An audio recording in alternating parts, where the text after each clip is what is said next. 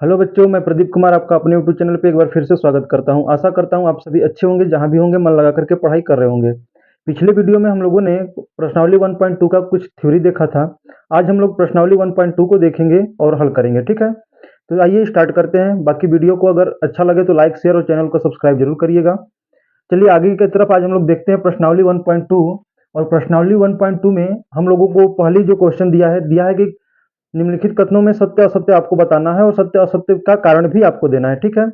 जिसमें पहला क्वेश्चन है कि क्या प्रत्येक अपरिमेय संख्या एक वास्तविक संख्या होती है। प्रत्येक अपरिमेय संख्या एक वास्तविक संख्या होती है। अब देखिए यहाँ पे क्या बोल रहा है कि प्रत्येक अपरिमेय संख्या एक वास्तविक संख्या होती है।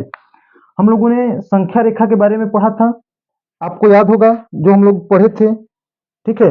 वहां पे बहुत ही अच्छी तरीके से आपको बताया गया था कि संख्या क्या होती है, संख्या के बारे में आपको बताया गया था। अब यहाँ से आपसे क्या पूछा है कि प्रत्येक अपरिमेय संख्या एक वास्तविक संख्या होती है। चलिए देखते हैं। यहाँ पे हम लोगों ने बनाया हुआ था ग्राफ, आपको याद होगा पहले वीडियो में। प्राकृत संख्या होती है, सभी प्राकृत संख्या क्या होती है, पूर्ण संख्या होती है। सभी पूर्ण संख्या क्या होते हैं बेटा, पूर्णांक होते हैं, इंटीजर्स होते हैं।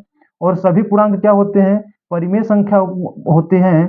सभी पूर्णांक परिमेय होते हैं। और इन सभी परिमेय संख्या और इधर से अलग से एक आपका जुड़ा हुआ था अपरिमेय संख्या, इन सबको मिलाकर के हम लोग क्या बोलते हैं, इन सबको मिलाकर हम लोग वास्तविक संख्या का नाम देते हैं, ठीक है। अब आपसे ये भी बताया गया था आपको कि जो वास्तविक संख्या होती है, ये भी आपको बताया गया था कि जो वास्तविक संख्या होती है, ये वास्तविक संख्या क्या होता है बेटा, तो जो वास्तविक संख्या होता है आपका, ठीक है, ये क्या होता है कि परिमेय संख्या और अपरिमेय संख्याओं के योग से बना होता है, ठीक है। मतलब कि परिमेय संख्या और अपरिमेय संख्याओं को मिलाने से आपकी कौन सी संख्या बनती है, वास्तविक संख्या। अब आपका पहला कथन क्या है कि क्या सभी अपरिमेय संख्याएं वास्तविक संख्या है। आपका आंसर भी क्या होगा कि हाँ, सत्य है ये कथन, ठीक है। ये कथन कैसा है बेटा, सत्य है, क्योंकि सभी अपरिमेय संख्याएं क्या है, वास्तविक संख्या है। कारण में आप लिखोगे कि परिमेय संख्या और अपरिमेय संख्याओं के योग से या मिलाने से वास्तविक संख्या बनती है। अतः सभी अपरिमेय संख्या वास्तविक संख्या होते हैं, ठीक है। एक बार फिर से देखिए, सभी परिमेय संख्या और सभी अपरिमेय संख्याओं के मिलाने से क्या बनता है, वास्तविक संख्या। अतः सभी अपरिमेय संख्या वास्तविक संख्या होते हैं, ठीक है। अब देखिए इसी का जो दूसरा है, दूसरा क्वेश्चन को यदि आप देखोगे तो दूसरे क्वेश्चन में आपको बताया गया था, इसमें भी एक चीज दूसरे में ये बताया गया था कि यदि आप अंदर से बाहर की तरफ जाते हो तो आपका क्या होता है, सभी कथन सत्य होते हैं। जबकि यदि बाहर से अंदर की तरफ आओगे तो सभी कथन असत्य होते हैं। अपरिमेय संख्या से हम लोग देखो, ये फिगर देखिए, फिगर में हम लोग क्या करें कि अपरिमेय संख्या से वास्तविक संख्या में जा रहे हैं ना, तो यहाँ पे क्या होगा, कथन सत्य होगा। दूसरा देखिए, दूसरा क्वेश्चन क्या कर रहा है, दूसरा कह रहा है कि संख्या रेखा का प्रत्येक बिंदु, संख्या रेखा आपको कल बताया गया था, ठीक है। अब कह रहा है कि संख्या रेखा का प्रत्येक बिंदु अंडर रूट एम के रूप का होता है। संख्या रेखा का प्रत्येक बिंदु अंडर रूट एम के रूप का होता है, जहां अंडर रूट एम क्या है, प्राकृत संख्या। अब देखिए यहाँ से प्राकृत संख्या पहले तो होती क्या है, प्राकृत संख्या को हम लोग नेचुरल नंबर बोलते हैं। और इसको हम लोग क्या किससे प्रदर्शित करते हैं, एक दो तीन चार इत्यादि, ये सभी क्या होती हैं, अनंत तक की संख्या प्राकृत संख्या होती है। संख्या रेखा क्या होता है, तो संख्या रेखा को बताया गया था कल, इधर एक दो तीन इधर प्लस वाली जो संख्याएं होती हैं, ठीक है। आगे इधर क्या होती है बेटा, माइनस वाली संख्या होती है, -1 -2 डॉट डॉट डॉट, इस प्रकार से इधर माइनस की संख्या चलती है। ये सभी कैसी संख्या हो गई आपकी, एक संख्या रेखा हो गया, ठीक है। अब कह रहा है कथन, दूसरा क्वेश्चन देखो कि संख्या रेखा का क्या प्रत्येक बिंदु अंडर रूट एम के रूप का होता है। संख्या रेखा का प्रत्येक बिंदु अंडर रूट एम के रूप का होता है, जहां एम के लिए दिया गया है कि एम क्या है, आपकी प्राकृत संख्या है। अब देखिए अंडर रूट एम यहाँ पे करिएगा तो ये अंडर रूट में आ जाएगा, ठीक है। यहां से यदि देखते हो 1 2 3 4 5 6 इस प्रकार से दिया गया है, 7 8 और इधर ले लेते हैं 9 तक, ठीक है। इसके आगे भी है आपका। अब इधर देखते हो अगर -1 -2 -3, ठीक है। अब देखिए इधर बोल रहा है कि क्या संख्या रेखा का प्रत्येक बिंदु अंडर रूट एम के रूप का होता है। अब इसका देखिए अंडर रूट एम करिए तो ये कितना आ जाएगा, अंडर रूट एम का मान मतलब अंडर रूट 1 का मान क्या होता है, 1 होता है। यहाँ पे यदि अंडर रूट 2 करिएगा तो क्या आएगा, अंडर रूट 2 का मतलब तो 2 ही हो गया, ठीक है। यहाँ पे क्या प्रत्येक बिंदु अंडर रूट एम के रूप का होता है, ये आपको बताना है। तो आप ये कथन क्या होगा, असत्य होगा। अंडर रूट 3 को देखिएगा, अंडर रूट 3 क्या होता है, अंडर रूट 3 का मान अंडर रूट 3। अंडर रूट यदि 4 को करते हो तो ये कितना आ जाएगा, अंडर रूट 4 कितना आ जाएगा, 2 आ जाएगा, ठीक है। यदि आप फिर से देखिए, इसको कह रहा है कि संख्या रेखा का प्रत्येक बिंदु अंडर रूट एम के रूप का होता है। यहाँ पे क्या है, एक, ये क्या है 2, ठीक है।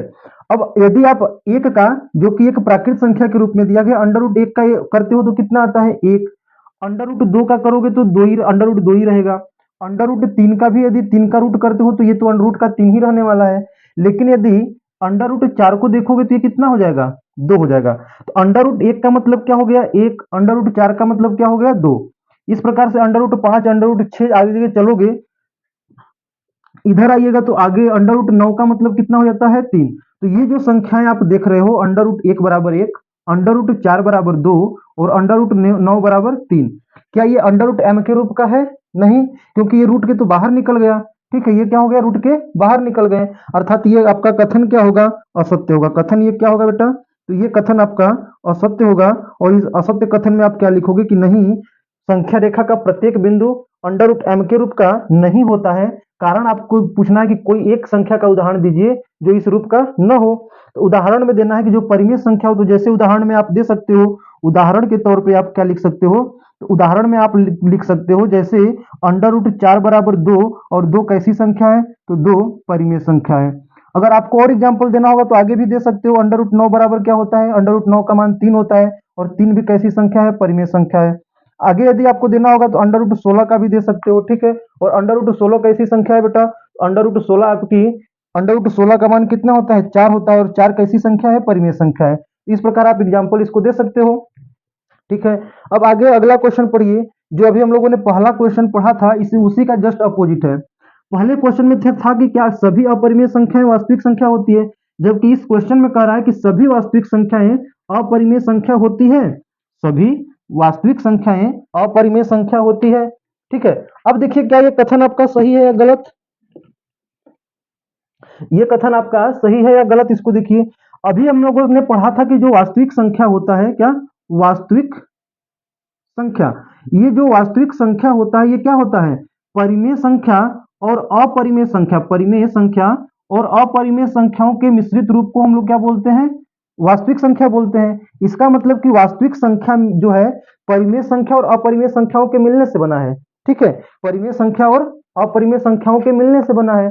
तो जो वास्तविक संख्या है, सभी अपरिमेय संख्या किसके भाग है, सभी अपरिमेय संख्या वास्तविक संख्या के भाग थे। सभी परिमेय संख्या किसके भाग होंगे, वास्तविक संख्या के भाग होंगे।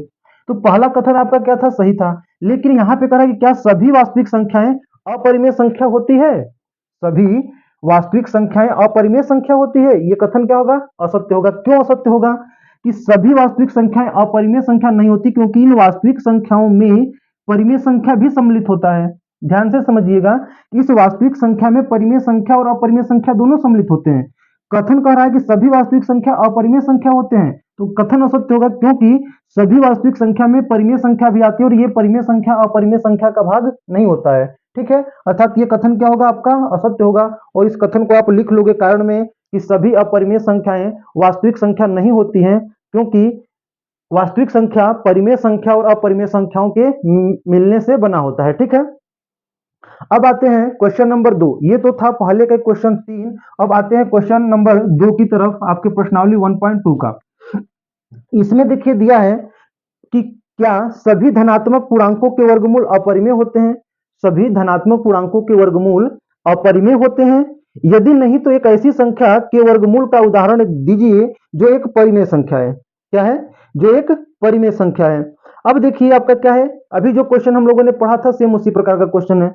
यहाँ पे बात कर रहा है सभी धनात्मक पूर्णांक। अगर आप सभी धनात्मक पूर्णांक को देखो, पूर्णांक क्या होते हैं कि जीरो के साथ धनात्मक और ऋणात्मक संख्याओं के मिलाने से क्या बनता है बेटा, आपका पूर्णांक बनता है।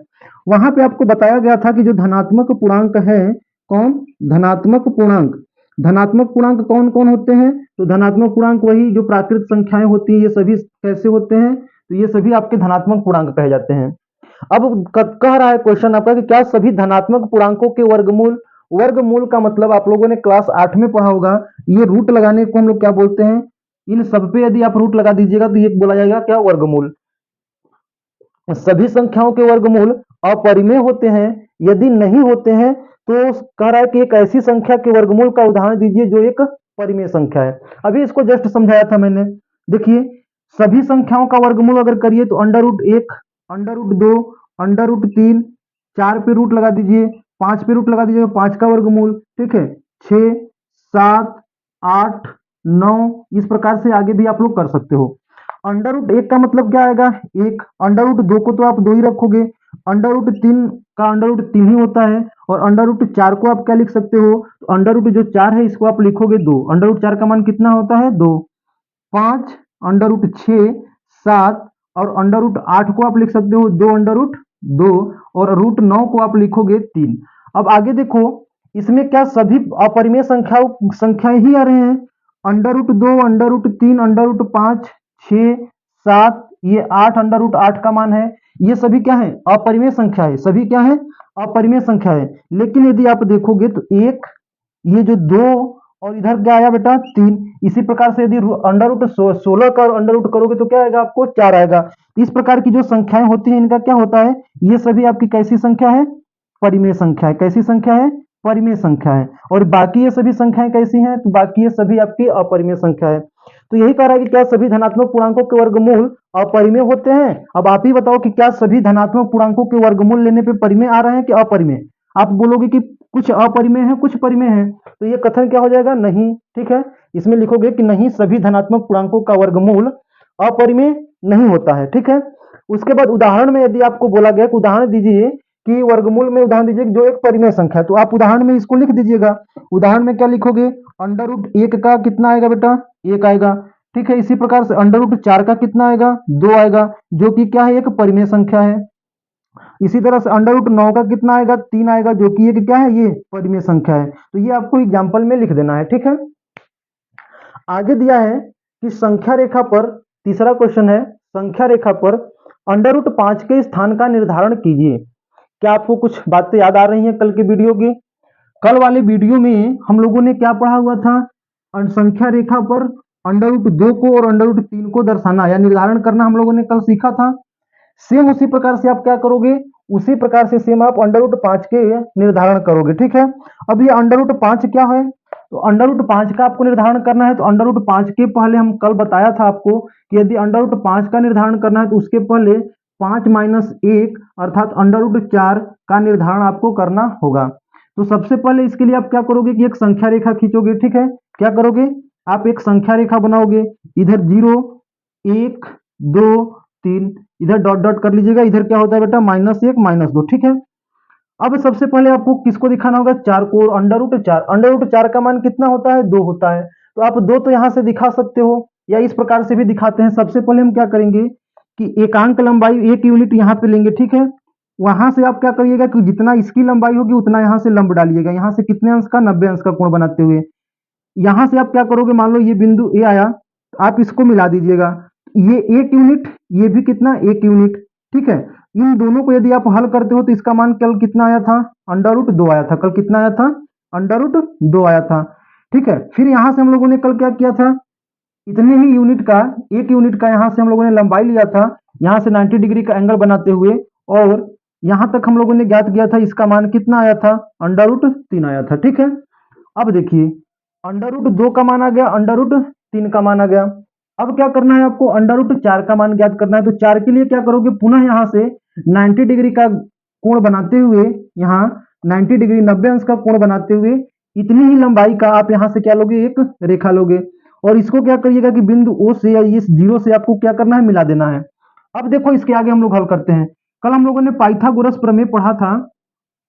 कल हम लोगों ने पाइथागोरस प्रमेय पढ़ा था, और पाइथागोरस प्रमेय के आधार पे हम लोगों ने क्या देखा था बेटा? कि कर्ण बराबर आपका क्या होता है? कर्ण बराबर होता है आपका आधार का स्क्वायर, और प्लस में क्या होता है? लंब का स्क्वायर। और ये किस में होता है? अंडर रूट में होता है ना। तो कर्ण का मान 90 डिग्री के सामने वाली भुजा कर्ण होती है, इसका मान कितना है? इसका मान है अंडर रूट 3। तो अंडर रूट 3 का स्क्वायर प्लस ये हम लोगों ने कितना लिया? तो ये हम लोगों ने लिया 1 यूनिट। ये बिंदु ए, बिंदु बी और बिंदु सी, ये कितना लिया हम लोगों ने? 1 यूनिट। तो यहाँ पे रख दीजिएगा। इसको यदि आप हल करते हो, अंडर रूट 3 का स्क्वायर 3 और 1 का स्क्वायर 1, कितना आ जाएगा बेटा? Under root 4। अर्थात इसका मान कितना आ गया आपका? अंडर रूट 4 आ गया। आपको दिखाना कितने का है? अंडर रूट 5 का। तो 5 कैसे आएगा? अब अंडर रूट 4 का मान आ गया ना, ये किसका मान है? अंडर रूट 4 का मान। अब देखो आपको क्या करना है, यहां से आपको क्या करना है? देखिए कि यहाँ पे आप आधार की जगह पे रख लीजिएगा अंडर रूट 4, अंडर रूट 4 का स्क्वायर कितना आएगा? 4 होगा। 4 में आप क्या जोड़ दोगे कि 5 आएगा? आप बोलोगे 1। 1 किसका वर्ग होता है? 1 का वर्ग 1 होता है, तो 4 और 1 कितना आएगा? 5 आ गया अंडर रूट 5।